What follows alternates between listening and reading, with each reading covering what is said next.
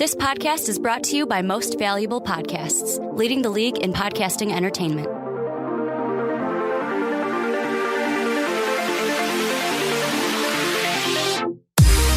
What's going on, real MVPs? Welcome inside another episode of What's Your Fantasy?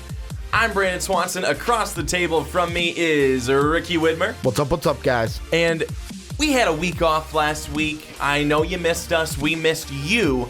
But we were away last week. Happy to be back talking fantasy football yet again. Week 6 in the NFL. We are very excited. But before we get started into fantasy football, we do have to make a mention, and I have to first start out by saying that, Ricky, sometimes when you talk a lot and you have a big head and you put that out there into the universe, it comes back and bites you. What am I talking about? I'm talking about fantasy baseball. It wasn't the That's talk. what I'm talking about. It wasn't the talking at all. The talking at all was not it. Before I get into it, I have to... It's Eric, the Stats Man, on Twitter. But Eric Kwan, little tip of the hat. It was the Derek Jeter kid that took off the respect hat and did one of these. Yes. That's what I've got to do to Eric, because I talked so much crap when we were up, and he not even made up the ground, but ended up beating us by 2. So Eric took the fantasy baseball league this year over us. And here was our downfall. It wasn't me talking smack, because it wasn't the talking smack at all. It was that I went to an extra level of it, and after a while was like, I don't need to look at this. I can put it on autopilot. To where the last week or 2 of the season, I'm like, all right, maybe you need to make some moves. And those moves were not enough. The thing that killed us in the end was our average, basically. Yeah, our average, because our average just tanked. We were 4 points where Eric had 7. If we would have just maybe kept up, been 6, 5, let's see. I'm going to even look to see how marginal this average would have need to be. So our team finished with an average of 268.8. If we would have just had a 2702, we would have won the league. So, like, for me, that's what I'm putting it on. It's not the talking smack. It's that I went an extra level and was like, I'm going to put this on autopilot. But when you look at it, the Javi Baez injury didn't help us. The other injuries we had to our team didn't help us. All the credit in the world to Eric. He won it. So kudos to him. I'll be contacting him on Twitter for his prize. But it's a virtual high five, right? No, we're going to get him like an Amazon gift card or something like that. I know. Basically, the virtual high five of, here you go. Here's some money. Thank you for playing. But, yeah, thanks for everyone for a good fantasy baseball year. At least Eric made it interesting, even though next year me and you are coming for blood. Like, it is going to be a bloodbath next year, so don't think it's going to be so easy. Well, we're looking forward to it. We hope that we have some more people join next year as well. It was fun this past summer. Maybe certainly, we can fill a 10-man league next year and not just have 9. It was certainly entertaining, and like Ricky just said, we hope that we can add some more players next season. But now, moving into what we are talking about now, it is fantasy football. And Ricky, on to from one tough subject to the next tough subject, and that's talking about our fantasy football team that we both share, and it's not good and not getting any better. So we lost to Mike 2K on Twitter and in the comment section. Also, Illinois guy. He wasn't doing so hot. We were both 1-3 heading into this game, and he's now 2-3. We're 1-4. We lost 106.4 to 94.7. His breakout guys, he had, Josh Jacobs, who had 26. He had Chase Edmonds, who had 14. And then his next best scorers were his defense. The Patriots had 15. And Greg Zuerlein had 11. For us, Matt Ryan tried to carry this team as best he could. He had 31.9 of our 94 total points. David Johnson did great. He had 15.6. Marlon Mack had 14.8. Even fucking Julian Edelman, 17 points. You know what really hurt us, Brandon? Tyrell Williams didn't play. 0. You had him in the lineup?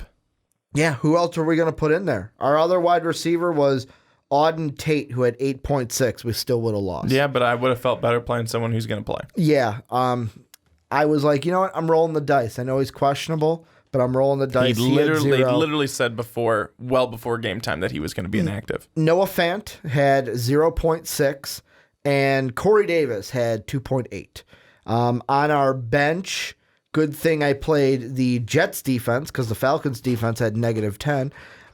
The only one that probably could have saved us is literally nobody, because Auden Tate had 8.6. We still would have lost even if I put him in over that 0. And our leading scorer on the bench, Chase Daniel, who had 13.4, but Matt Ryan had 31.9. So our team is bad. We're riding with it. We still haven't made a trade. And yeah, I think we have to. I think we have to make a trade. And I know I've been talking to you about that. Eventually we'll find a trade that we both like. Mm-hmm. Yeah, you gotta send me one that's good first. It's rough. I'm prepared to just throw in the white flag on this season, but we're still gonna stick it out there and hope everything is okay in the future. Well, speaking of teams that are a little rough right now and putting the flag in, the Cleveland Browns, they're not good. This is a surprise, I think, to many people, certainly to Cleveland, a city that they put everything, because they can't put it onto the Cavaliers anymore, they put all of their hope into the Cleveland Browns for this season. And what has that gotten Cleveland to this point? A 2-3 record, which is not good at all. And a big part of that is going to really, really poor play by Baker Mayfield. Baker Mayfield, to this point, has been pretty terrible, and he has not helped this team. He has, in fact, hurt this team. If you look at his fantasy points through the first 5 games, 9, and this is PPR, 9, 15, 9, 15, -2. He has 4 touchdowns on the season, 8 interceptions, and a fumble. This has not been a good start to the season for Baker Mayfield, and not just for him, but for his wide receivers. Odell Beckham, I think 1 touchdown. For Jarvis Landry, no touchdowns. It's been a really tough start to the season for Baker Mayfield, OBJ, and Jarvis Landry. Nick Chubb's been the only one who's been consistently good on that team. But, Ricky, is it time to worry if you are a Cleveland Brown fantasy owner of those big 3, Baker, Beckham, or Landry? First off, and just to give you a little insight, with Odell, the last 2 games, he's had 2 catches each for 20 and 27 yards, so it hasn't been great sledding for Odell.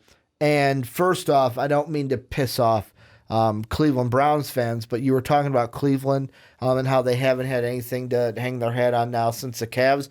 It's like our great Joakim Noah, who used to play for the Bulls, said, who goes on vacations in Cleveland? You don't hear anyone going, hey, I'm going to go vacation in Cleveland. Have to throw that dig in there because Bulls fan, got to rep the shy.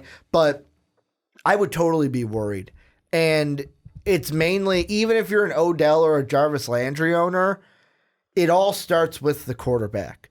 The quarterback is going to be, if he's not playing well, the wide receivers are not going to get the ball. And the thing that I've been thinking about, because, you know, all on sports talk radio, all on ESPN, Fox, they're talking about Baker Mayfield. Why are the struggles there? And the thing I'm kind of leaning towards, and I'm going to ask you to see if I'm crazy or not, I kind of almost look at this and go, we've got the film now. Last year, we didn't have any film on Baker Mayfield coming out, and he came out like a cannon. Because you think about it, nothing really changed. Like, yeah, Hugh Jackson got fired, but he was still doing good after Hugh got fired. Yeah, Greg Williams isn't there, and I know some people may say, well, the defense is different. That's putting pressure on the offense, but even when Baker's out there, he's not playing well. Like 8 of 22 this last game, and really you can't blame the offensive play calling or anything, because that's why they kept Freddie Kitchens. Freddie Kitchens was supposed to be the guy. Okay, they did good success together. We're going to make him the head coach. And the thing I wonder is, I know that the fantasy side is not, I'm going to throw out the first one, but that's not the fantasy discussion. So we'll go on to the second one. The first one is Freddie Kitchens just an offensive coordinator and shouldn't have been the head coach? That's number one, and that's what's leading to this, setting the team up for success. Number two, though, is with Baker, now that teams have had an entire rookie season of film to look at and dissect, how is he going to do this? How is he going to do that? And we got to understand, Baker's still only in his second year. He's not a polished product. Was last year more of a nobody had film on him, so he shocked more people, whereas this year defenses kind of have a better understanding of how to game prep for this Cleveland team because they just got to watch film, especially from the end of last season. Yeah, Ricky, I'll be honest with you. I'm really kind of perplexed by what's going on in Cleveland, to be completely upfront about Plus, it. as Michael Wilbon said, and he's 110% right on this, as soon as OBJ and that went over the Browns, there were many people that wanted to crown their asses. He had to censor himself because he was on ESPN, but I don't. And he's right. Many people were like, Browns to the Super Bowl. Let's crown their asses, to quote the great late Denny Green. Well, that's what I think we might be seeing here, is that they are pressing way too much because of all the expectations that were put on them in the offseason. Mm-hmm. Everyone already had them in the Super Bowl. Everyone already had them winning the division in the playoffs. Easy. Done. Book it. Mm-hmm. They are not being able to live up to those expectations right now. I think that that's been too much pressure on them. Mm-hmm. And you think, okay, Odell Beckham comes over. This is going to be a huge addition. He comes over. He reunites with Jarvis Landry, college buddy from LSU.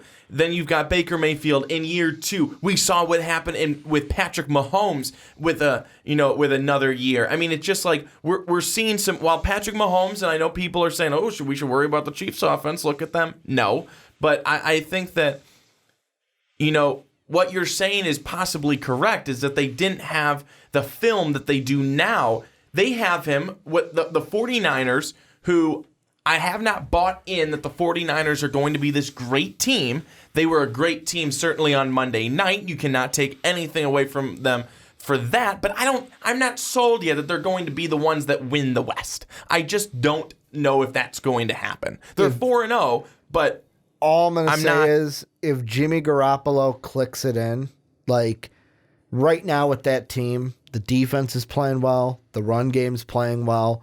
The one person who hasn't is Jimmy G.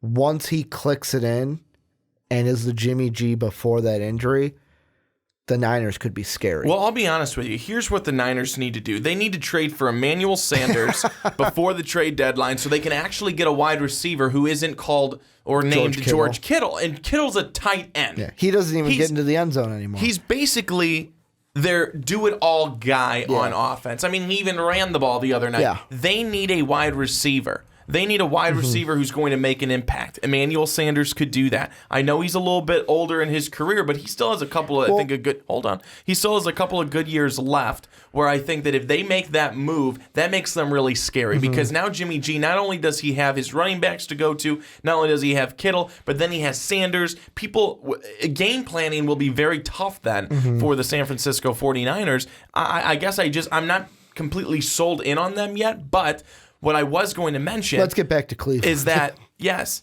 is the fact that Nick Bosa and that defense, they had Baker Mayfield running for his life. Yeah, and he you had wanna know no why. chances to throw. He had no chances to wait for his wide receivers to even get into their get into their routes or get into their breaks or anything like that. There was no time. And if that is going to be continuous for the rest of the season, not only is it going to be bad for fantasy, Cleveland is not going to win many more games. Well, I mean, I look at it in the 49er game, I'm going to look in a microcosm because the thing that I think played into the 49er game is two things, and it was with two players, both on the defense. Number one, Nick Bosa. You could tell, talking after the game, talking for the game, he didn't forget that. He didn't forget the flag wave. How could you? He came in with a personal chip on his shoulder. And in football, it's kind of like what I was listening to Richard Sherman on the Pat McAfee show, which I'm going to get to in a second because he's player too. Yep. You can't give one of the things that in sports that you always hear is you cannot give the other team bulletin board material. And the thing with Baker is love him, hate him, sometimes what he says, how he carries himself, he may give the other team some bulletin board material. It just may happen. You got to live with it. Nick Bosa's was from college. You got to look at it and go, well, yeah, he's carrying a grudge from college. But hey, if Baker Mayfield never does that, Nick Bosa never gets butthurt about it and then doesn't come into this game with a personal vendetta against Baker Mayfield. The other one's Richard Sherman, where before the game, and I'm not even saying that Baker did the wrong thing because Pat McAfee put it perfectly, where you look at it where the 49ers sent 4 people out, the Browns sent 5 people, and when you look at Baker because the big hoopla was that Richard Sherman was going up and dabbing the guys and kind of like giving respect, and he goes, well, Baker kind of backed off, and he kind of just swatted the hand instead of like stepping up, going into it like everyone else. And Richard Sherman's like, I took that as like, that's the chip on my shoulder. Like, all right, if that's how it's going to be, he's like, it got me up for the game, which helped the 49ers in a sense. I know Pat McAfee put it perfectly of like, well, Baker looked kind of like the odd man out and was like, why am I even out here? Because the other 4 kind of looked more comfortable. Baker was like, should I really even be out here kind of a thing. So I'm not saying Baker did anything wrong there, but even something as little as that little incidental thing can ignite a fire in the opponent. And that's what I think for the 49er case. There was a fire in 2 of those players that really helped out that team and sparked it. But you look at the rest of the games they've played. Game 1 didn't look too well. That one was more of like, I put it more on no one played in the preseason. Tennessee just came out rearing the go. The Cleveland Browns had no chemistry because they didn't play with each other in any preseason games. Then they played the Jets. Baker, fantasy-wise, 15 points, you'll take it. 15 points is not bad when it comes to fantasy. Is it great? No. But I'd rather have double-digit 15 than 2 that he had this past week. He had -2. -2. But sorry, the little negative is so small on my phone screen. Then the Rams, they're a team that's going to get after the quarter. Like, for all the struggles that they have had, they are able, against the right teams, to get after the quarterback, and that's what they did. He only had under 200 yards, 1 touchdown, an interception. He had 9 points. But Cleveland again. actually looked okay in that game. Yeah. They were there the whole time. What was the final score? Like 20-13, something like that? Wasn't that one of the games where Nick Chubb had a pretty good game, if I am remembering right? Nick Chubb was formidable in that game, yeah. But then the Baltimore game, which, let's be honest, Baltimore's defense hasn't been world beaters this year, and that had the potential. Like, Baker Mayfield had almost 400 yards. I feel like when you go up against Lamar Jackson, it's almost like if the Baltimore defense can't handle you, it's going to be a shootout. And that had the potential to be one, but Baker only had 1 touchdown in that game. So I kind of look at it and I go, you look at the next opponents. Seattle's I know that you get them in the dog pound, but Seattle's a tough defense to play, and they look at what they just did to Jared Goff and that Rams offense. I have success. Like, I am totally. You asked me before the podcast, which later on I want you to throw that question out to other people to see what defenses they would pick to see if they're on the right boat as me or in the same boat as me. But Seattle's defense, I think, should do well against the Browns. New England at New England. Good luck. Denver at Denver. That's a tough game. At Denver with that high altitude. Like, look at the Chargers defense this past week. I know it's early in the season, and usually they say if Denver can steal a win early in the year in September, it's good because of that high altitude. Well, they weren't playing in Denver. Ready. I thought they were in Denver. Not this past week. They were in Los Angeles. Ah, well, fuck me. I screwed that up. But the Cleveland Brown one will be in Denver, and hey, Denver playing well against Phillip Rivers. I only know because I had both Rivers and Eckler in fantasy this week. They didn't do as great as they usually do. That could be a game where Baker falters. Buffalo, really good defense.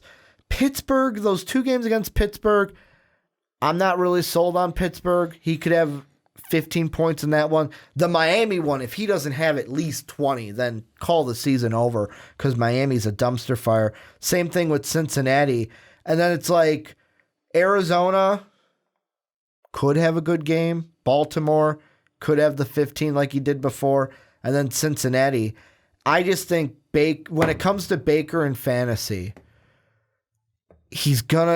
don't expect things to turn around until possibly week 11 or after that. Week 11 after that. So that's Pittsburgh, Miami, Pittsburgh, Cincy, Arizona, Baltimore, and Cincinnati. That's when things might get better for Baker. But until then, I'm not starting Baker. Hell, I may not even start Odell or Jarvis Landry if I have them. So we are week 6. Mm-hmm. How long does it take until Odell Beckham Jr. starts running his mouth? That's a good one. Is he going to? Or now that he's in Cleveland, he's with his buddy, he's on a different team, they're supposed to be winning. However, this team and the team he just left have the same record, 2-3. Yeah, I'm going to say, let's see, once they get to 7 losses, depends on when they get to 7 losses, because if they lose the next 4, well, Seattle they could lose, New England they will lose, Denver they could lose, oh fuck, Buffalo they could lose. They could lose their next 4. And that brings me to week 11, because of their bye week 7, I would say week 13. And the reason why I say week 13 is if they lose the next 4 and go to 2-7, that first off ain't good. But their next 2 games after that after that 2-7 is Pittsburgh and Miami. I guarantee you this, whether the record is good or not. Well, if the record's mediocre or bad, because obviously if they win the next 4, he ain't going to be talking. They'll be a winning team. But let's say they go 1-4, 1-3 in their next 5. And they're either sitting there at 3-7 or 4-6. If he only gets 2 catches for 20 yards against Miami, expect him to be going off. And by going off, I mean yapping that mouth. However, there's a part of me that thinks maybe Odell shuts it down this year, lets the year play out, and then after this year, if it wasn't the year that he expects, then he starts to talk it up. Like, the way I describe it, and I know you're not going to get this, but other people may, it's like CM Punk when he was in the WWE. Every time he came out to talk on that mic, he called it a pipe bomb because anything he could say could set everybody off. Odell's the same thing, except he's the pipe bomb. You don't know when that pipe bomb's going to go off. No, you really never do. It's ticking, and you just hope it doesn't go off during the regular season. But I'm going to say if they lose 4 games before week 13, and he has a 2-catch game in week 13 against Miami, he's going to start talking. Ricky, we're week 6. Week 6 starts tomorrow. Well, actually tonight when this is posted, Thursday night football, Giants and New England Patriots. That'll be hopefully a good game. However, I don't think with Saquon Barkley out, Evan Ingram out, it's going to be a good game. And no Sterling Shepard, so it's going to be sucky. But Cleveland sits at 2-3 right now. Do they turn this around? No, they're losing their next 4. I don't think they beat Seattle. I don't think they beat New England. I don't think they beat Denver. They could possibly beat Buffalo. 1-3, 0-4 is what I'm looking at the next 4. So you're looking at what, a 3-6 or a 2-7 team after the next 4 games. And that is far from the expectations that these Cleveland Browns, their fans, and the football world had for them in the offseason. Again, no one believed that the Cleveland Browns would be 2-3 sitting at week 6. So Cleveland Brown fantasy football owners, I feel for you, but I'm glad I'm not you. So moving on now to our next topic, I'm going to turn it over to my man Ricky Widmer that I have just dubbed Ricky's Roundtable. Also, you could call it Ricky's Film Room, but we're not looking at film, so that wouldn't work. Ricky's Roundtable works. It's R on R.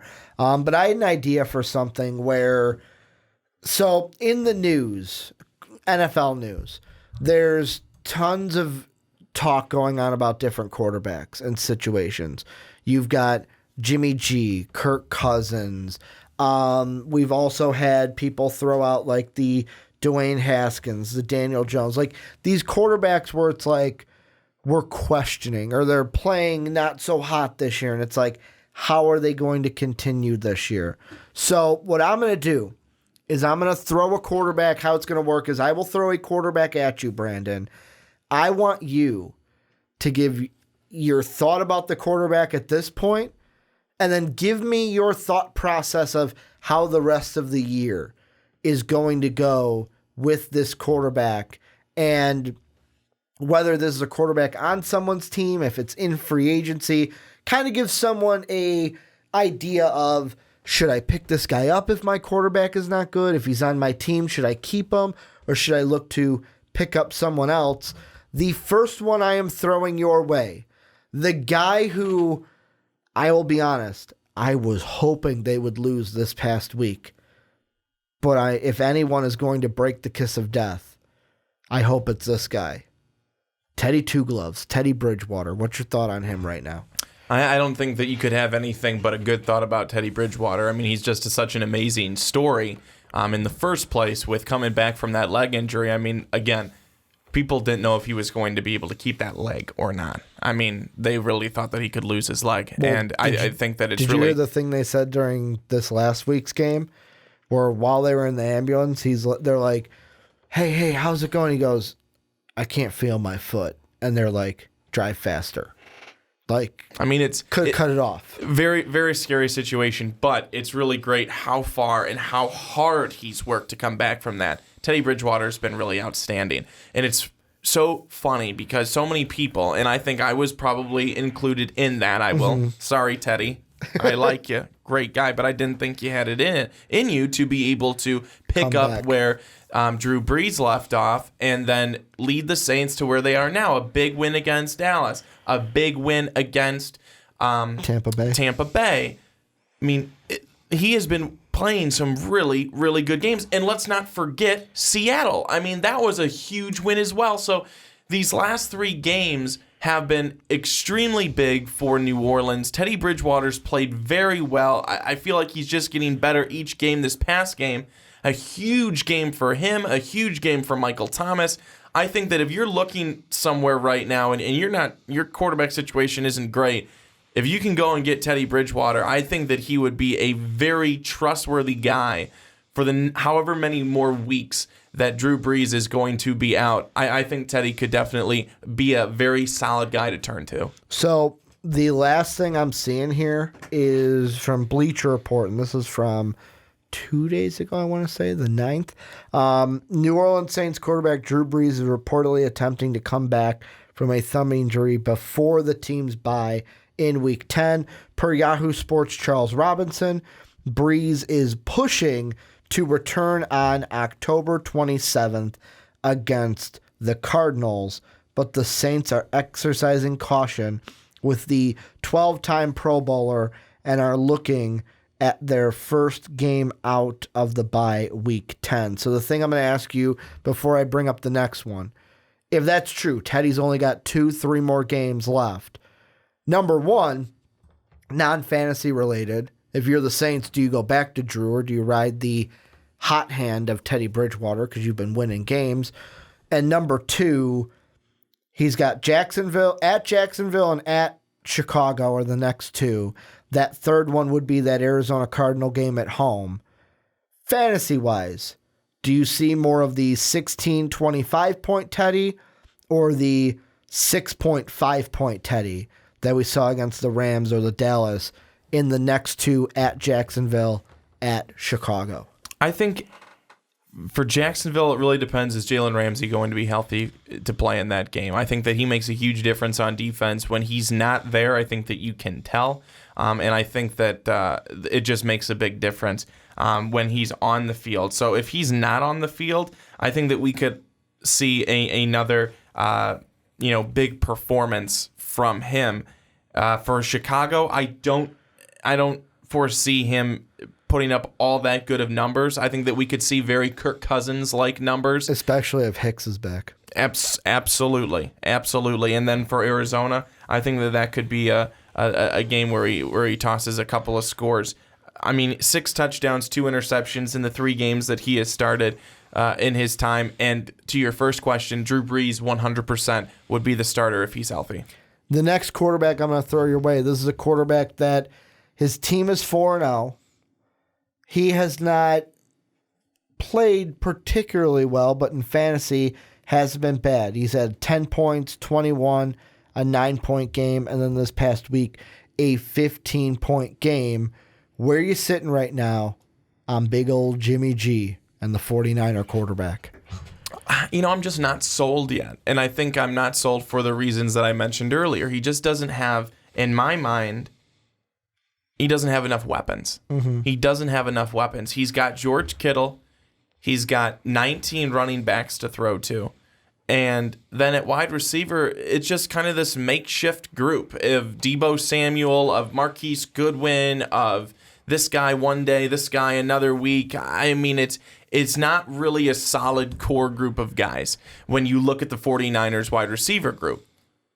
That's why I will mention it again. I think they need to try and make a splash, go for a trade, and try and get Emmanuel Sanders in a trade at the deadline. I think that makes a lot of sense. Mm-hmm. But that aside, and if that does not happen, Jimmy Garoppolo, 7 touchdowns, 4 interceptions, 1 fumble. In fantasy, he's been okay.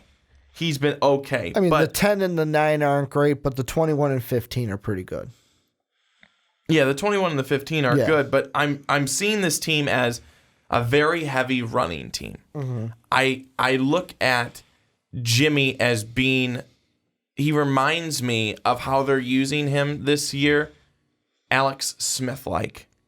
Game manager-like. Very game manager, just do enough to not lose it. And that's what it feels like in some spots. I mean, are they doing that because of him coming off of the injury? Or you thinking? I don't know. I also think it's because they have leaned on the run so much. I think this past week, Tevin Coleman carried the ball 16 times. I think Matt Breida carried it in the high teens. I mean, they're pounding the ball on the ground. Mm-hmm. They're not necessarily having Jimmy be the one to light it up through the air. So moving forward, Jimmy Garoppolo is one guy for right now. Me personally, unless you absolutely need to go for a quarterback, I'm staying away from him for right now. So, and here's the second thing I'll ask you with Jimmy G. I'm looking up on Pro Football Reference. The last few fantasy games that he had, 2017, this was I believe his first year with the 49ers. his games that season, 5 points, 10 points, 15, but then went 18, 21, and 15. And then last year, before he got injured, he played 3 games. He was at 9, 16, but then had 22.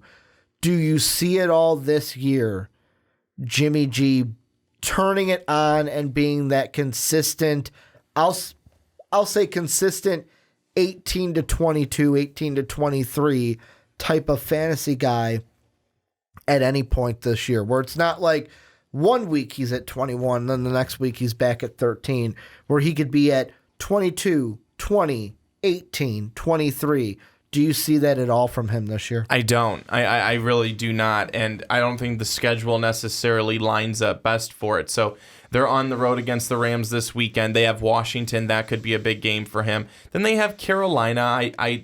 I don't think that he would put up huge points there. Arizona, maybe. Seattle, that's a tough one. Arizona again. Green Bay, that's tough. At Baltimore, that could be a hit or miss. New Orleans, that's a tough defense to go against. Atlanta, he could put up good points there. They seem to be able to cut through them with a butter knife.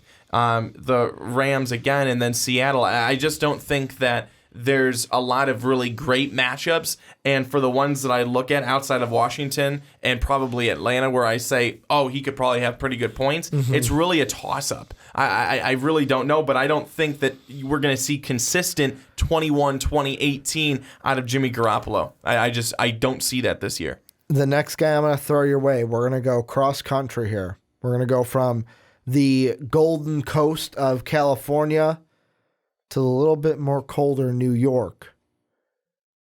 Sam Darnold making his first start since week 1. He had 13 points in that week 1 game.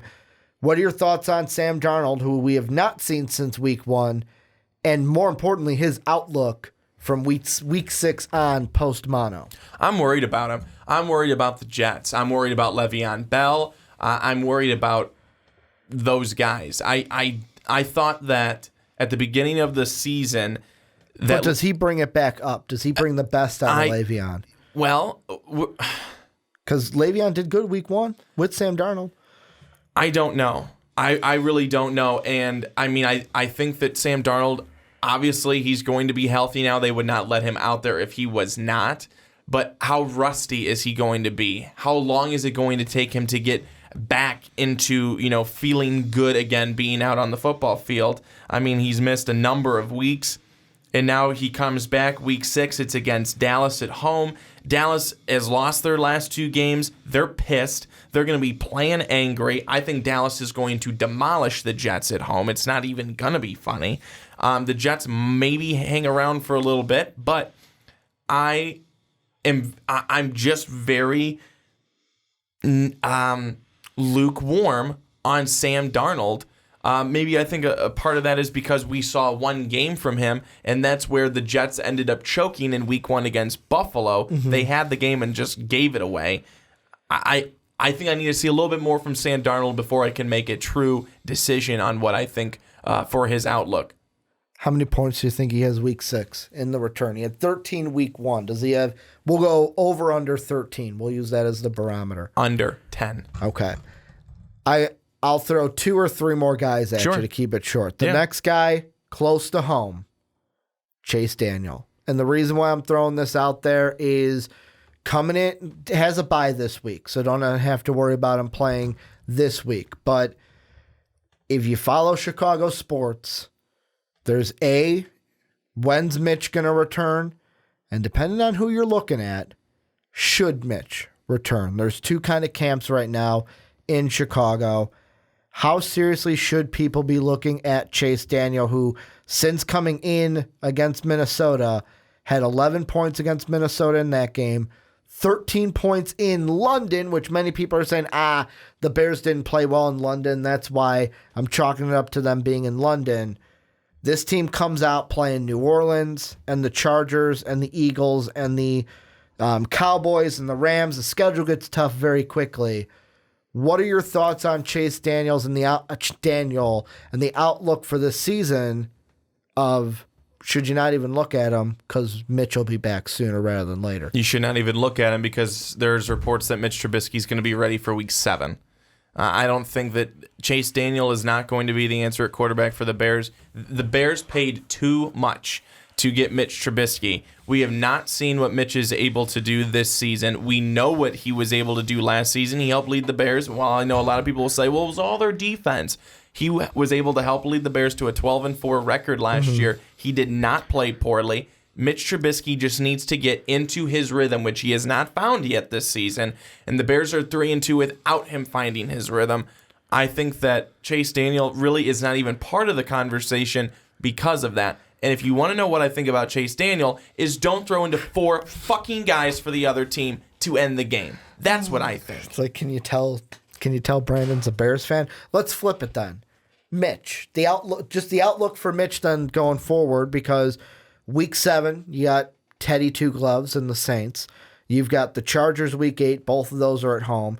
You're at Philly, home against Dallas, at the Rams. Like I said, the schedule's not getting easier anytime soon. What's the outlook then for Mitch? Should Mitch be a fantasy option this season, or is it like, you know what, forget he even exists this year? No, I think that Mitch should still be a fantasy option this season. I have him in my Dynasty League. I have him on IR currently, but I'm not dropping him. I'm holding on to him. I'm keeping him. I think that Mitch Trubisky is a good quarterback, and I think that he still can be successful for the Chicago Bears. But the biggest thing is going to be Matt Nagy. What is Matt Nagy going to come up with for the scheme? Right now, there is really no rhyme or reason as to what Matt Nagy is calling when he's calling it. The Bears are not running the football. They only ran it 11 times this past week. It's ridiculous. They have 2 very capable running backs and Mike Davis. I mean, he's whatever. But I think that you can't just pass the football. The reason why the Bears were successful last season is because of the creativity they brought on offense. The reason why Mitch was able to find success last season was because of that creativity, that upbeat, up-tempo, very lively offense the Bears have. They've been sluggish, slow, and boring so far this season. I mean, all that you need to see is one clip from Week 1 against the Packers, and you go, well, this team is definitely not what we saw last year. Where is that creativity for the Chicago Bears? I think that is part of the problem, and that's going to hold Mitch back. Mm-hmm. You know, he needs to be able to stretch the field. He needs to be able to move the ball and then be able to give it off to his running backs, get some rhythm going, be able to then bring in some play action. Mitch like we saw against the Redskins. Absolutely. Mitch on the run, we know he's successful. He's got great legs to be able to move the ball that way. It's just so far, the Bears have not done a very good job, I think, of play calling, and obviously Mitch has been hurt for the last couple of games. Chase Daniel did a fine job against Minnesota. Chase Daniel, for the most part, against the Oakland Raiders, did a fine job. For the most part, did a fine job. His interceptions were bad. The thing that really did the Bears in was that 4th down when ridiculous. But the Raiders even gave you a gift. Derek Carr, whoop, ole, throwing the ball away. Oh, no, I know. That was a game the Bears should absolutely not have lost. I watched that play, and I was like, wait a second. Am I watching a bad Madden? Like, I'm expecting the YouTubers out there that's like, look at how shitty this Madden game is. That's what I thought of when Derek Carr just threw it right past Josh Jacobs. So, ultimately, I think Mitch is still a viable candidate for quarterback. I think people just need to give him, and people will say, well, we've given him a chance. Well, have you, though? And I don't think they have. I think that we have not seen what Mitch can fully be this season. We'll start to see it, I think, at the beginning of Week 7 when he comes back. So this is what I'll say about Mitch very shortly, injecting my opinion here. If you're in a dynasty league, obviously don't drop him, because I think that the struggles may just be this season and this season alone. But 2, I'm not starting. Like, here's the tricky thing about Mitch. You can't start him in my mind until he shows you he's worthy, and you need him to go off on your bench at least once to show you that he's worthy. Because there's only one game where he's had double-digit points. I know he got injured against Minnesota. Other thing I want to ask you very quickly, because I got 2 quarterbacks left. I don't know how true these rumors are, so take it with a grain of salt. Do they even mention a report here? No, they don't. But I just want to throw it out there just to see your reaction to this headline. BearsWire.com, Jeremy Layton wrote an article, and it says, why the Chicago Bears should consider trading for quarterback Josh Rosen. Would that be a smart move? Well, Jeremy Layton can shove it because obviously he doesn't know anything about the Chicago Bears or Josh Rosen. As we well know, Josh Rosen is a failure, and Mitch Trubisky has not anywhere close come. I mean, if we wanted to just suck and get the first pick in the draft, then sure, yeah. Then you're getting Tua. Let's trade for Josh Rosen. Suck for Tua. But I can't understand where his mindset is on the fact that the Bears should even consider trading for a quarterback when they have one who took them to a 12-4 record last season and to the playoffs. And if the Bears had a kicker that didn't absolutely suck, they would have been able to beat the Eagles. So I don't know why he still has a job, but that's interesting. So the next quarterback we'll go to, we'll keep it in the division that Mitch is in, Kirk Cousins. And Man, did you hear that? Overpaid. Wow. Before I get your opinion, I'm a Vikings fan, so I'm going to inject mine here first. The Giant game was interesting because it was the first time this season we really saw a good game out of Kirk Cousins. The thing that I am thinking about more is I've been listening to the Pat McAfee show a lot more, if you haven't noticed. Second time I've referenced it on the show. And he was talking to Kirk, kind of brought up a little bit about Mike Zimmer and what Zimmer wants to do, wants to be more of a run team. Is that playing into that a little bit? The thing I want to ask you, though, is 20 points this week against the Giants. Vikings going up against Philly this week, Detroit, Washington, and then KC are their next 4. The outlook for the rest. Is this the true Kirk Cousins that we can see, a 20-point, 18, 19-point Kirk Cousins? Or was this just a fluke because he was going up against the Giants? This is another one, Ricky. I don't know. You're perplexed. No, but I don't know. Do you? I mean, no one knows because this is another one where I would like to hope, but yeah. You don't know when you hope. No. and this is another one where you look at it and you think, what do they want to do with this scheme? They want to be a run team, but does that mean all you do is run and you only throw the ball 10 times? That doesn't seem... That's what defensive coaches like. That is not a recipe for success. No, it's not. That's not a recipe for winning. Clearly, they've seen that so far this season. And you have Adam Thielen, who's already been pissed off. Stephon Diggs, who wants to be traded. Trade him. He sucks. But I think that... Kyle Rudolph, who's now non-existent in his Kyle offense. Rudolph? I don't think he even plays for them anymore. He's a good tight end, too. Non-existent. He might as well have been playing for the Twins. He would have done nothing there as well. None of them did anything. I just think that it's really crazy the way that they are misusing this offense. They have pieces there. I've never thought Kirk Cousins was the answer because he couldn't win with Washington. And they multiple times went to the playoffs. You know how well he did? Not well. So I don't know why Minnesota thought he'd be better for them, but definitely not the quarterback to take you far. Not in my opinion. But they have the pieces there to be successful. They have wide receivers that would be able to catch the football and get down the field. Adam Thielen clearly is super talented. Stephon Diggs, I'm not that big of a fan of his, but I still think that he is an acceptable wide receiver to have on the team. Kyle Rudolph, Irv Smith Jr., where are these guys getting involved in the offense? Obviously, Dalvin Cook is super talented and can catch the ball out of the backfield. This offense is completely being handled incorrectly, and this offensive coordinator, if he's not careful, is going to get fired real soon. It's funny to me that the Pat Shurmur was the last time I thought that this offense was like in a solid, good space. Because the thing with defensive coaches that like you see is a lot of like Matt Nagy last year. and I know Nagy's not defensive, but it's in the same scheme of the best kind of relationships is like what Nagy could do last year, where it's like, I'm going to deal with the offense.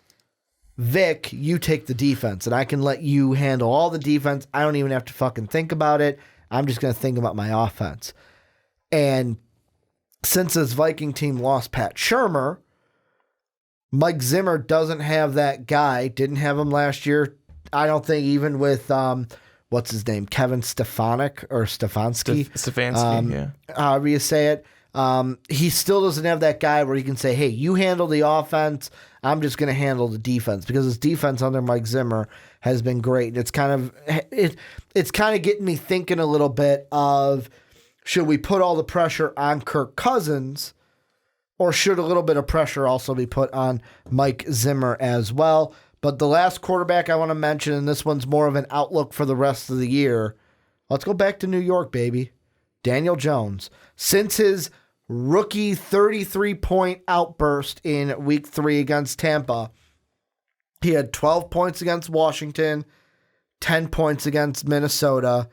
He's got the Patriots this week. Are we starting to see what we're used to seeing, or what not used to seeing, what we're expecting to see fantasy-wise, 10, 12, maybe 13 points from Daniel Jones? Or could you pick your spots with Daniel Jones?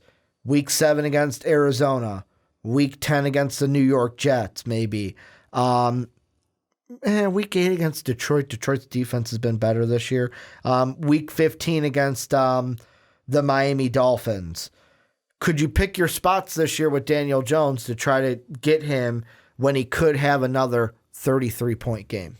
You know what? I think that the latter of what you said there is what we're going to see probably happen. Daniel Jones, I mean, he lit up the Tampa Bay Buccaneers.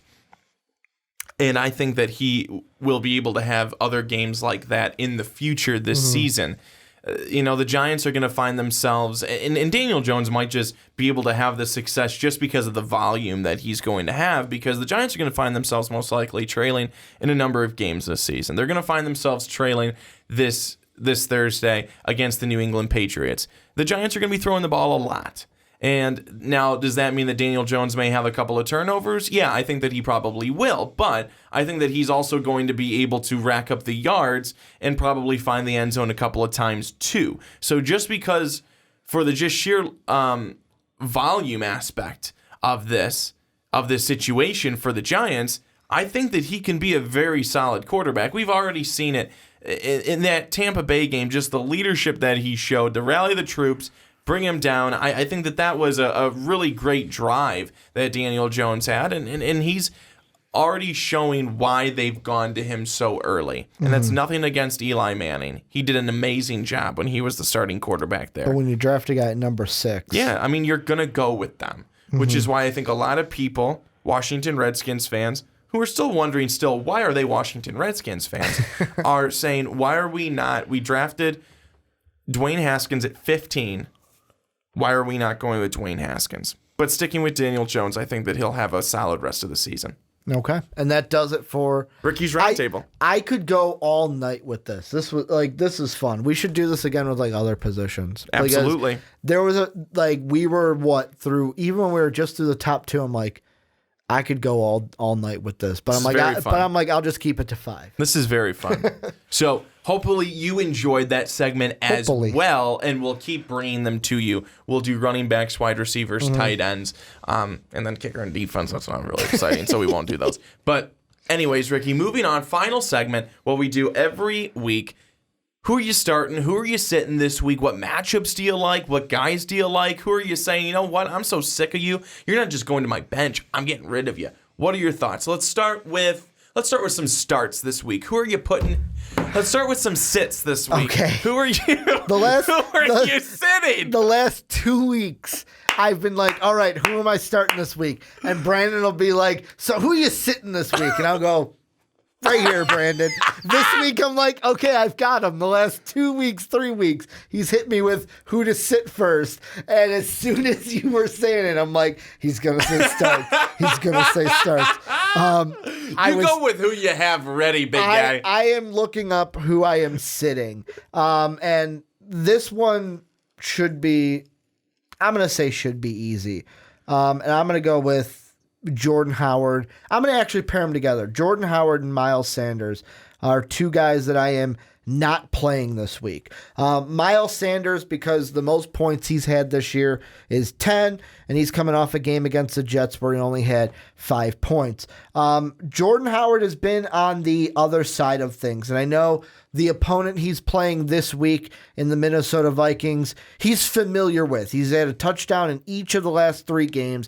It seems like he's kind of solidifying himself as a scoring option now with the Eagles, especially 28 points against the Green Bay Packers, 12 points against the Jets. I know that there's people, Jordan Howard owners, that are going to lean on, hey, I'm going to play Jordan Howard because he had a good game against the Packers. He knows that opponent. He knows this opponent. But the only running back to have success against the Vikings defense this year was first off a road game, this game being in Minnesota, and it was Aaron Jones, who had 116 yards, 1 touchdown. The rest of the running backs who have not done, or as the great Jim Morris Sr. would say, has done diddly poo against the Vikings defense. Devonta Freeman week 1 did nothing. Josh Jacobs week 3 did nothing. David Montgomery did nothing. And then the Giants backfield, I know they didn't have Saquon Barkley, but still, Hillman didn't do anything. Penny, Gallman didn't do anything in that game. I don't think there's going to be, I think this is the first week where Jordan Howard slows down and has another game where he doesn't have a touchdown. So I would sit Jordan Howard, I would sit Miles Sanders coming into this week against Minnesota. Yeah, I think it's really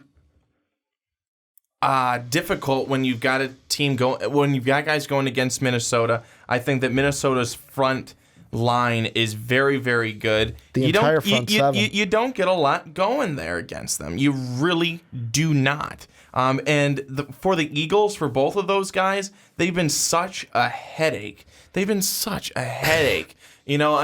going to get most of the carries? Do you have any of them on your team? No. Okay. Usually when Brandon gets like, they're such a head, it's like, all right, Brandon, which one do you got? No, I don't actually have either one of them, but I just look at that, and the worst thing in fantasy football is when you hear the words running back by committee. It's just like, ooh, no! It's the worst thing you could possibly hear as a fantasy football owner, but I think that it's hard, especially in a matchup like that, against Minnesota, 2 guys on the Eagles. Mm-hmm. You don't know who's getting it. You know who's getting it at the goal line, but you don't know what's going to happen outside of that. But Ricky, one of my sits this week is a guy that we talked about earlier, and that is Baker Mayfield. Ooh, he was going to be my second. The frickin' bench because he's been garbage. Garbaggio? He's been bad. He's been real bad. Bad. Along with him, I'm also sitting Jarvis Landry, but I would start Odell Beckham because it's Odell Beckham. Yeah, the other one that I'm kind of leaning towards is I'm going to say Sam Darnold. Don't start Sam Darnold this week. And I know there may be, depending on your quarterback position, I'm going to actually say Sam Darnold and don't start, although we may have to this week. I would almost lean against starting Marcus Mariota is a questionable one, but like a Corey Davis. The Tennessee and the Jets have 2 tough opponents defensively in my mind to where I almost feel like I'm going to go with Marcus Mariota and Sam Darnold. I'll go with the quarterbacks. I would lean away from those 2 because the Cowboys defense ain't no joke. Denver's defense ain't no joke. I feel like if you start either one of those guys, Mariota more than Darnold, because Mariota has been playing since week 1, you're going to have a bad time in fantasy this week. Yes. Another person that I am sitting this week is So there's no Saquon Barkley. There's no Wayne Gallman. But there is a Jonathan Hilliman. But don't start him because Going against New he's England. going against New England. The game script is not going to be calling for running from the Giants. He's supposedly not a great pass catcher out of the backfield. So if you got real excited like I did originally and thought, ooh, this might be a good matchup, then I went and looked at some other stuff and thought, crap, this is not going to be good. So don't, if you're going to do it, don't pick up Jonathan Hilliman. Pick up somebody else. So I'm sitting him. Okay. So now do you want to go to starts? I would love to. I have two. Excellent. The first one's Seattle's defense. Going with the Cleveland theme. I think they're going to have a good game. They may not have like a 20-point game, like nothing outrageous like that, but they'll get you their points, maybe get you like 10, 11, 12. I'm starting to see. If I have the Seahawks, I'm starting them. I'm doubling down on that struggling Cleveland team. Two running backs that I'm starting this week. I am starting Kerryon Johnson against the Green Bay defense Monday night because while the rest of the team may not do well, Kerryon Johnson will because... I bet you my phone that keeps falling sounds beautiful on the mic. Oh, yes. Because as we know, the Green Bay run defense is not wonderful. So I think Kerryon Johnson has a nice night. Also, start up Carlos Hyde. This past week, he got 12 points. He scored a touchdown against the Atlanta Falcons, and this week he's going against the everyone runs on them Kansas City Chiefs. So I would definitely be putting Carlos Hyde in your lineup, or if you don't have him, try and go get him. Carlos Hyde and the other running back, Kerryon Johnson, I'm starting up both of them. So I've then got a question for you. Sure. Because I've got Carlos Hyde on my team. Sure. Waiver-wise, I'm, for some reason, riddle me this, like, I'm sorry, Mark Weber, but he just makes bad fantasy decisions.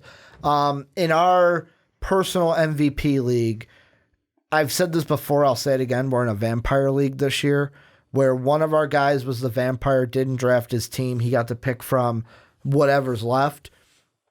And for example, he beat me, so he gave me, the only reason I have Carlos Hyde is because he gave me Carlos Hyde and took Dalvin Cook from me. So if the vampire beats you, he takes a player from you and gives you that same position back. Well, this week he beat Mark, gave Mark Austin Eckler, and took Nick Chubb, which I was confused. I'm like, why are you giving up Austin Eckler? Like, Eckler's not a bad running back. But Mark proceeded to drop Austin Eckler for Miles Sanders. So the question I want to ask you is my running back wide receivers this week, who the fuck I should play. Because if I don't get Eckler, it makes my job a lot easier, but if I do, it makes it a lot harder. Who would you play? There's going to be a bit of names here because I've got 3 wide receivers and 3 running backs. So one person's going to be left out. The running backs, and you guys can play at home too in the comment section. The running backs are Le'Veon Bell, Carlos Hyde, and Austin Eckler. The wide receivers are Michael Thomas, Keenan Allen, and Cooper Kupp. And I also have, wide receiver-wise, Lockett and DJ Shark on my bench. How many do we have to pick? You got to pick 5. You got to pick 2 running backs, 2 receivers, and a flex. Okay, let's do this a little easier than reading off your entire team to us. Go with the running backs first. So running backs are Bell, Hyde, and Eckler. I would go with Hyde. And I'd go Bell. Okay, that's what I have right now. Wide receivers, pick 2 of them. Thomas, Allen, Kupp, Lockett, and DJ Chark. Or Shark. Thomas. 2? Yeah. And you've got good wide receivers. I do. I have a ton of wide receivers. Keenan Allen had a great game against Pittsburgh last year. Mm-hmm. Kupp's going up against the Niners, Lockett against Cleveland, and Shark against New Orleans. I'm going to say no on Shark. Who, coming off a 28-point game. Yeah, man, he was good. He is good. Oh, that's tough. I think I'm going to have to say Thomas and Allen, though. I think I'm going to have to say Thomas and Allen. Okay. And then the flex. Do you go Eckler, Kupp, Lockett, or Shark? So not Eckler, not Chark. I would probably go with Kupp against the Niners, Lockett against Cleveland. At Cleveland. I'll go with Lockett. Okay. So I'm benching Cooper Kupp this week. Just so I'm making that out loud. The only reason I'm going to listen to you this week, Brandon, is last week I asked you and then our patron, Jake Neverman, about which wide receiver I should start. And you said start Allen. Or no. You said start Lockett. Jake said start Keenan Allen. That was the main difference of the two guys. Both you had Michael Thomas and Cooper Kupp. You put Lockett in there. You put Allen in there. I went with Allen because I'm like, you know what? I'll just go with the guy who's ranked higher at that point. And Jake steered me wrong. I still won 125 to 106. So, whew.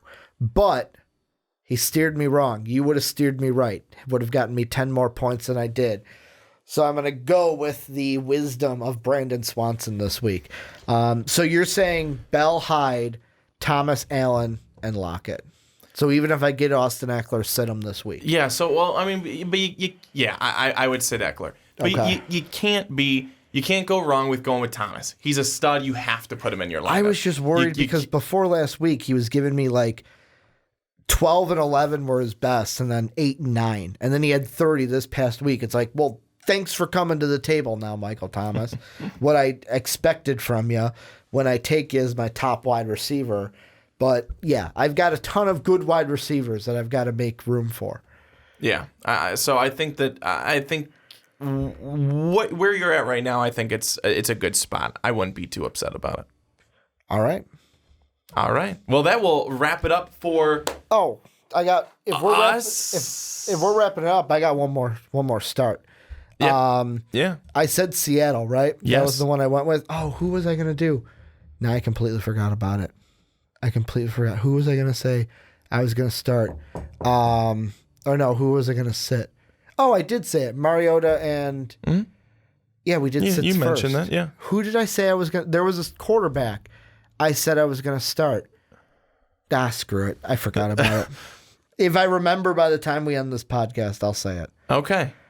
Well, I think... Brandon's like, I'm confused now. I think that's going to wrap it up for us today. Oh, Deshaun Watson. And he remembered. Deshaun Watson against the Chiefs. Start him. He had 41 points last week. Thank you, Deshaun. You helped me win my fantasy week. I think he's going to have him and Mahomes going to put up a show. Deshaun Watson, start him this week against the Chiefs. That's my second start him. Should be a very good game. A lot of points, I think, like you said, Ricky, can be scored in that one this weekend. Mm-hmm. So again, that will do it for us this week. So much fun always being able to talk fantasy football and then be able to bring you, the fans, into it as well. We hope that you will watch this, enjoy this, and then comment. Make sure you comment down below on whatever we talked about today, whether it's about your favorite team, whether it's about your favorite player, or whoever it might be, or any questions you have. Please make sure you put those in the comment section down below. We are happy to be able to read and respond to those. Also, you can always catch us on Twitter. I'm at young_swan19, and Ricky is at Ricky Widmer. Nice and easy. Very easy. So, again, that will wrap it up for us. Make sure you head over to our Patreon page, patreon.com. Become a patron today for just $1 a month. You can help support what we're doing here on this podcast, and we would very much appreciate that. But that is going to wrap it up for Ricky Widmer. I'm Brandon Swanson saying so long, everybody, and enjoy Week 6 in the NFL. Take care.